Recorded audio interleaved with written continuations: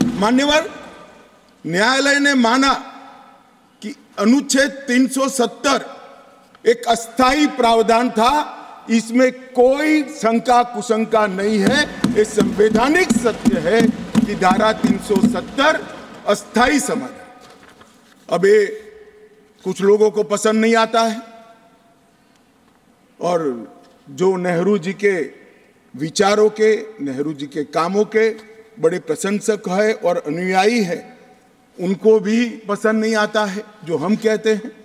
मगर मैं उनको बड़ी विनम्रता से पूछना चाहता हूं, अगर धारा 370 इतनी ही न्यायिक थी, इतनी ही जरूरतमंद थी, तो इसके सामने एक ही आर्टिकल है मान्यवर जिसके सामने टेम्पररी शब्द का उपयोग किया गया, वो स्वयं नेहरू जी ने क्यों किया होगा? जो लोग कहते हैं कि धारा 370 परमानेंट है, वो संविधान सभा की मंशा का अपमान कर रहे हैं, संविधान का अपमान कर रहे हैं। मान्यवर, आज सुप्रीम कोर्ट ने कह दिया है कि इसका मतलब यह है, ये जो कहा धारा 370 अस्थायी प्रावधान था, इसका मतलब यह है कि ये दावा याचिकाकर्ता का 370 को कभी हटाया ही नहीं जा सकता।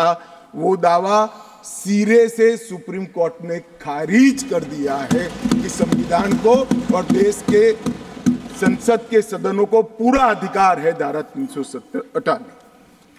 मान्यवर, न्यायालय ने यह भी माना कि राज्यपाल शासन और राष्ट्रपति शासन की जो उद्घोषणाएं हुई, इस पर भी ढेर सारे सवाल उठा गए कि राष्ट्रपति शासन गलत तरीके से लगाया गया, राज्यपाल शासन गलत तरीके से लगाया गया। इन्होंने भी, सुप्रीम कोर्ट ने यह भी माना कि राज्यपाल शासन और राष्ट्रपति शासन की उद्घोषणाओं को चुनौती देना ठीक नहीं है, ये पूर्ण रूप से संवैधानिक प्रक्रिया के तहत। मान्यवर, अनुच्छेद 370(3) में जो प्रावधान है वो संविधान सभा ने ही तय किया है। जब टेम्पररी इस प्रोविजन को किया गया, तब सवाल हुआ है कि टेम्पररी है तो हटेगा कैसे? तो धारा 373 के अंदर एक प्रावधान डाला गया कि सियोग से राष्ट्रपति महोदय धारा 370 में सुधार भी कर सकते हैं, इस पर रोक भी लगा सकते हैं और पूर्णतया संविधान के बाहर भी कर सकते हैं। राष्ट्रपति का जो आदेश था, तत्कालीन राष्ट्रपति का 5 अगस्त 2019 का आदेश सीओ था, इसके माध्यम से राष्ट्रपति जी को पूर्ण अधिकार है अनुच्छेद 370 का संचालन बंद करने का।